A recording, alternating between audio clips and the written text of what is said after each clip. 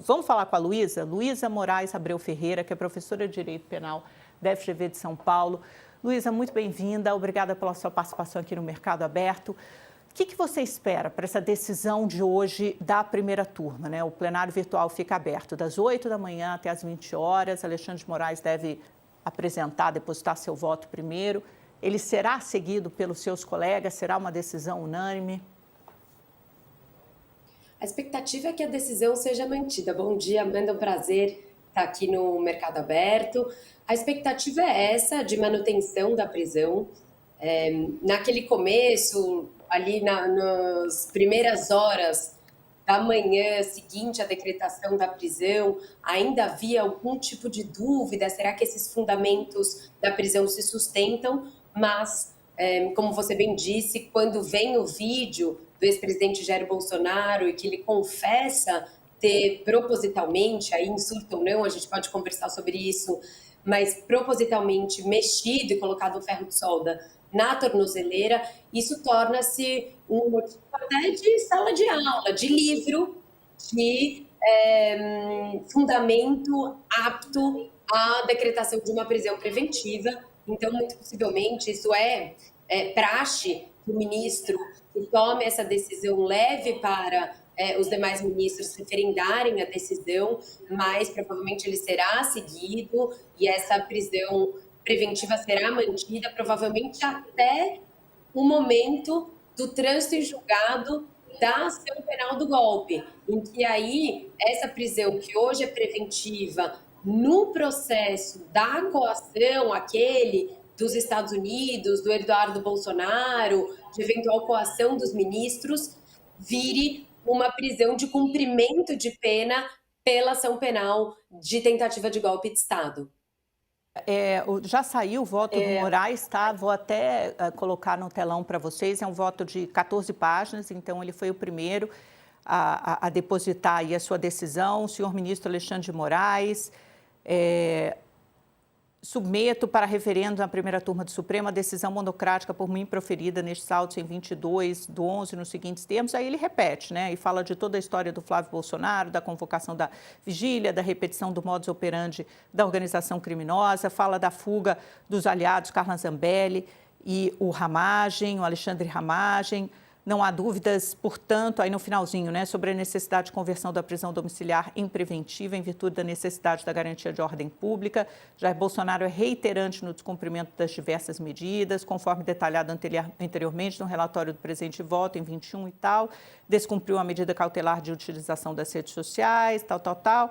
Aí ele faz um pouco de uma retrospectiva, né, do que já foi acontecendo. O relatório juntado em 22 apontou que o equipamento possuía sinais claros e importantes de avaria e tal. Diante de todo o exposto, voto no sentido de referendar a decisão de converter as medidas cautelares anteriormente impostas em prisão preventiva de Jair Bolsonaro é o voto. Então, está aí o do Alexandre de Moraes, mais ou menos repetindo, né, a decisão proferida já no dia 22, e agora os outros ministros devem depositar. A gente está atento aqui para saber se houver mais algum voto, a gente já informa vocês. Vamos entrar, então, nesse outro aspecto que você já ressaltou, professora, que é o seguinte, acho que a gente tem que colocar aqui a condição de saúde, o estado de saúde, que todos sabem ser delicado, do ex-presidente da República, versus o risco de fuga, o que vai pesar mais na decisão do Supremo Tribunal Federal não é nem referendar a decisão do ministro Alexandre de Moraes, mas houve um novo pedido de prisão domiciliar humanitária já interposto pela defesa no fim de semana, depois dessa prisão preventiva de Jair Bolsonaro.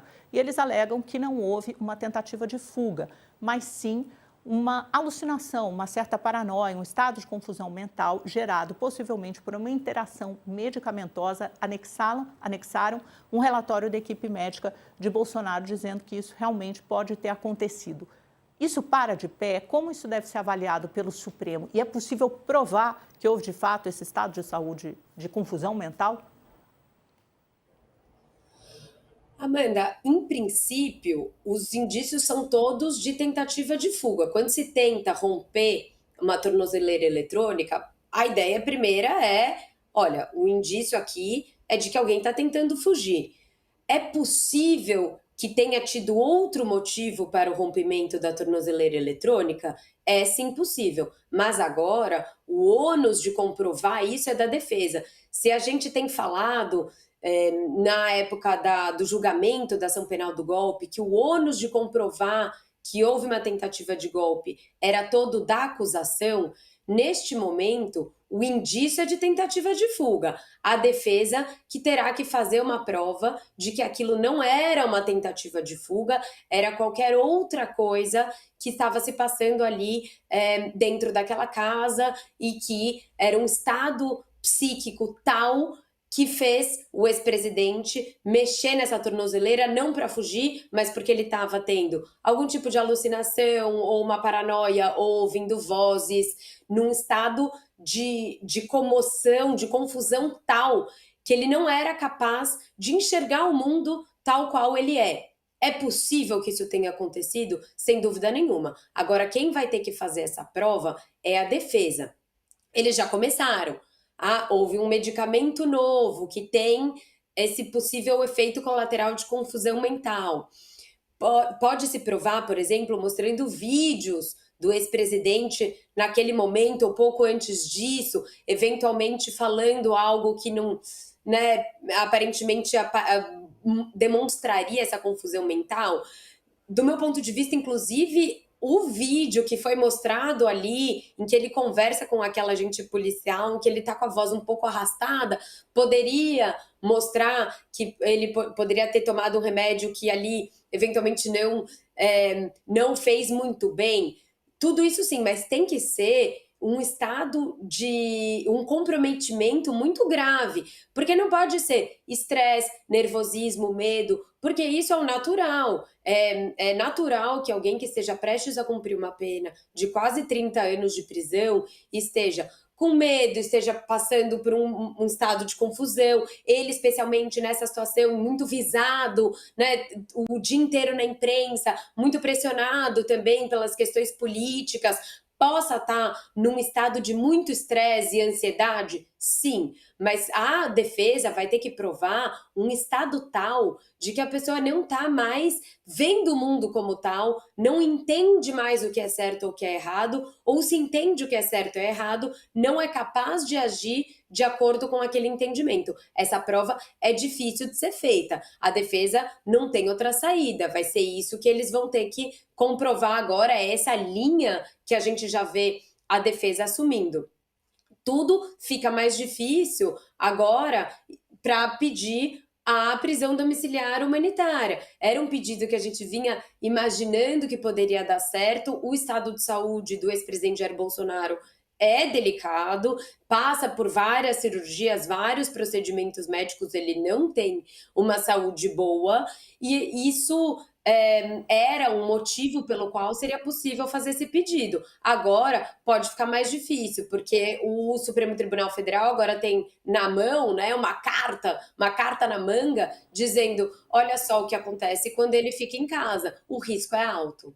Exatamente, porque antes era evocado o precedente, melhor dizendo, do ex-presidente Fernando Collor de Mello. Eram situações parecidas, ele ficou, sei lá, uma semana, alguns dias, preso em regime fechado e logo foi concedida a prisão domiciliar. Imaginava-se que Bolsonaro fosse pela mesma esteira. Então, o que você está me dizendo agora é que esse desfecho, pelo menos um desfecho rápido, é mais improvável, que ele deve passar mais tempo em regime fechado. É com essa perspectiva que advogados de direito penal como a senhora trabalham hoje, e haveria condições sobre a sala da Polícia Federal, até mesmo estado de confusão mental. Ele parecia muito bem nessa foto que a gente divulgou aí pela Folha de São Paulo. Se foi um estado de confusão mental, foi um estado que foi cessado, e o próprio boletim médico diz isso, assim, que houve a suspensão desse remédio que pode ter causado a confusão mental. Então, eu imagino que torne o trabalho da defesa ainda mais difícil de provar que houve esse estado de confusão mental, se esse estado já terminou, já foi suspenso. E outra coisa, ele pode ficar preso nessa sala da Superintendência da Polícia Federal, ou o mais usual seria ser enviado para cumprir essa pena num presídio, na Papuda, ou naquela ala diferente da Papudinho, onde outros políticos já ficaram? O que a senhora imagina? Pois é, o estado de saúde grave, ele deveria ensejar uma prisão domiciliar humanitária independentemente de outros fatores, é o que diz a lei. Pessoa, se está num estado de saúde muito grave ou é muito idosa, tem ali algumas circunstâncias que ensejam essa prisão domiciliar, que a gente chama de humanitária, porque é muito dolorido, é muito horrível, é desumano manter uma pessoa muito doente encarcerada. Agora, o Supremo Tribunal Federal vai poder dizer que, ainda que ele esteja numa situação grave de saúde, no local em que ele está hoje, que é a Superintendência da Polícia Federal, existe médico 24 horas por dia, ou seja, se ele precisar de um atendimento médico, esse atendimento médico vai ser rápido. Que lá na Superintendência da Polícia Federal, ele inclusive estaria mais protegido em relação às suas questões de saúde do que dentro da sua casa, porque em casa tem uma possibilidade, eventualmente, de algum tipo de confusão, e o Supremo Tribunal Federal vai poder utilizar a convocação da vigília do Flávio Bolsonaro para dizer, olha, se Bolsonaro vai para casa, provavelmente pode-se criar uma vigília, a polícia vai ter mais dificuldade de controlar eventual violência, ele está mais protegido na Superintendência da Polícia Federal. Então vai ficando mais difícil esse pedido de domiciliar humanitária. Acho que parece que ele terá que estar muito mal, o ex-presidente Jair Bolsonaro, para que essa domiciliar seja deferida ou concedida. Sobre onde ele vai cumprir pena, lembrando, né? Ele está hoje numa prisão que a gente chama de prisão preventiva, é uma prisão cautelar, não é cumprimento de pena, porque ele ainda não foi condenado definitivamente em nenhuma ação penal. Ele é réu numa ação penal, aquela que diz respeito à possível pressão dos ministros do Supremo feita em suposto conluio entre Bolsonaro e seu filho Eduardo nos Estados Unidos. E ele está quase condenado definitivamente na ação penal de tentativa de golpe. Agora, nessa prisão preventiva, é normal que ele esteja na Superintendência da Polícia Federal. Quando transitar em julgado a ação penal do golpe, algo que a nossa expectativa é que aconteça talvez ainda nessa semana, hoje se encerra um prazo de um recurso, a gente não sabe exatamente o que a defesa vai fazer, se ela vai entrar com novos embargos de declaração ou embargos infringentes, mas a gente já sabe que o Supremo Tribunal Federal não tem admitido esses embargos infringentes, então o trânsito em julgado vem logo. Quando essa condenação da ação penal do golpe se tornar definitiva, o ex-presidente Jair Bolsonaro passa a cumprir pena, não mais ter uma prisão preventiva. E aí, o normal, o correto, é que ele vá para uma penitenciária para o cumprimento de pena. Penitenciária, por exemplo, a Papuda ou a Papudinha.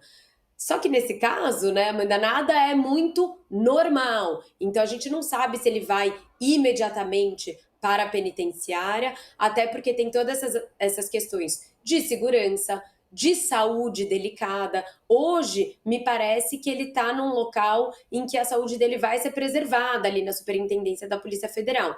Na Papuda foram feitas algumas visitas, houve algumas notícias de que pessoas do Supremo Tribunal Federal teriam ido ali para ver se tem um local adequado para que ele fique preso.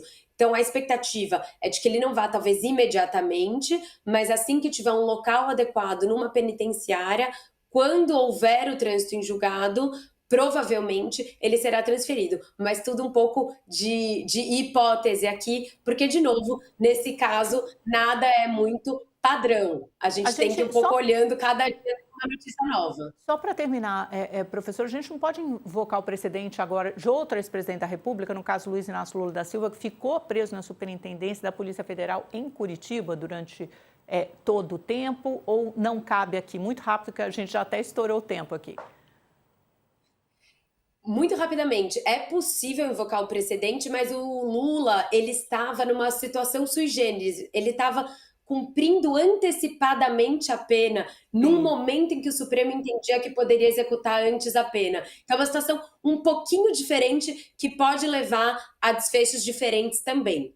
É isso mesmo, né? Quer dizer, o Bolsonaro vai ter o trânsito em julgado e o Lula tinha sido condenado na segunda instância, no momento em que o Supremo entendeu que era possível cumprir a pena depois do julgamento, depois da condenação em segunda instância. Professora, muitíssimo obrigada pela sua participação no Mercado Aberto. Volte sempre, certamente precisaremos mais do seu entendimento aí, da sua interpretação das leis, porque não está fácil no Brasil. Esse roteirista está animado.